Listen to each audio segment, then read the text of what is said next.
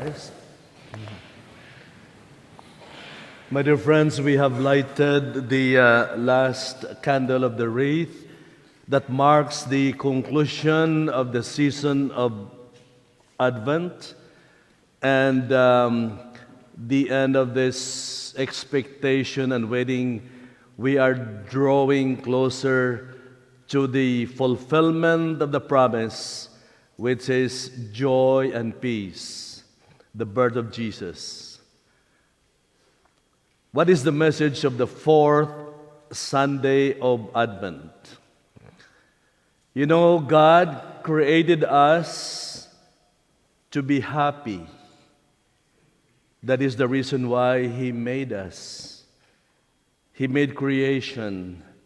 He created man to be happy and to enjoy His blessings. That is the reason and the purpose of why we are here. But why is it that a lot of people are not happy? Happiness is something that will not fall from the sky. We have a part to do. So, on Christmas, which is really the heart of joy and peace, we will talk about the different steps to attain happiness. So you better come back at Christmas. Okay? So you will hear the part 2 of this homily today.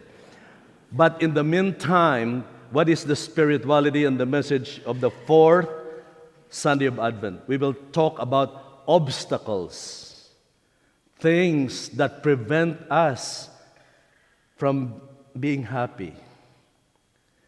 We will need the help of Saint Joseph, the last personality of Advent, who will lead us to the path so that we can conquer the obstacles that prevent us from being happy. Okay? Talking about this, we will begin with the human condition.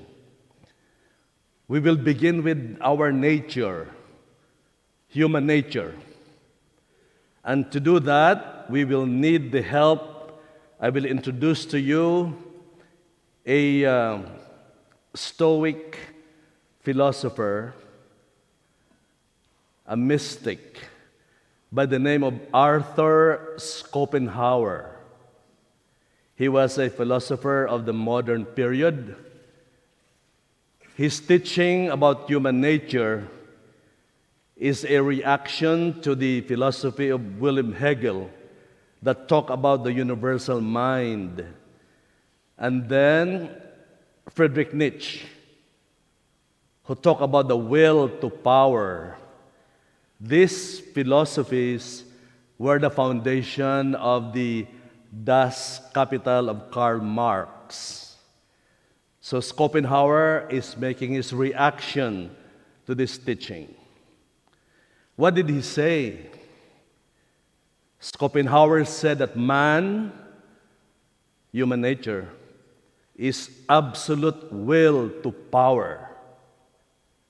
We have the will to dominate and to control. That is human nature. The will to power, to take control, to dominate. But he said, all this desire, all this will is futile. Because all desires, whether material, emotional, will never be satisfied. There is no satisfaction. The desires. We have the power to will, but we are powerless in the fulfillment of our will. We cannot control the future. We can only wish and will, but the fulfillment we cannot control. So all this desire to control, to dominate, is futile. And so, what is our reaction to this? Since things do not happen the way we want, That's the reason for being impatient, the problems of people, impatience, anger, judgmental. All of these things we are struggling with. You know, anger is an epidemic. There's so many angry people around. Everywhere, especially in parking lots. You know, a lot of people are angry. You know, these are all result of frustration because things don't happen the way we want. And since we have no control, we rage, we become mad. This is even true to relationships, especially spouses. Even if you are too close, you're married for years and years, common problem is impatience, being judgmental. Why? Because you don't do what I want. You know, for heaven's sake, stop forcing people to be like you. One of you is enough. You know? The fights in the home, because I want you to do what I want. You cannot do that. Stop that. You have to give margin to the differences of people. You have to give allowance. People are unique. Sometimes they have their own. You have to give allowance to that. So this is the reason that prevents us from being happy. The desire but this is futile because we don't control people. We don't control the future. And so what is the antidote to this? To end this epidemic of anger, frustration, impatience, and judgmental. You know, and even white lies. This is a common thing. Father, I tell white lies. Yeah, white, dark, or gray is still a lie. Why do you tell white lies? Because you want to control how people think of you. You manipulate their judgment about you. It's really control. You know? So what is the antidote to this? Saint Joseph. Saint Joseph, the humble, just man who taught one thing to Jesus: obedience. He taught Jesus how to obey. You know, Jesus is God, but Jesus had problems with obedience. That's part of being human. Remember when he was 12, he wanted to do what he wanted. They went to the Passover in Jerusalem, and he wanted to go on his own, and he got lost, and the family was already back because their supplies are running out, and the trip was so long, they have to come back. And they found him in the temple, conversing with the doctors of the law. And Joseph told him, "Why did you do this? Don't you know that your mother and I are worried about you? You went on your own without telling us." You know what did Jesus say? This is a strong language for a 12-year-old. He said, "I am doing my Father's business." In other words, it's none of your business. Because you're not even my father. That is a strong language for a 10-year-old. But what did Joseph say? "No, go home with us. Obey.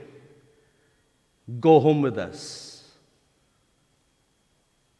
You cannot do what you like. You're only 12. You don't have driver's license yet, you know?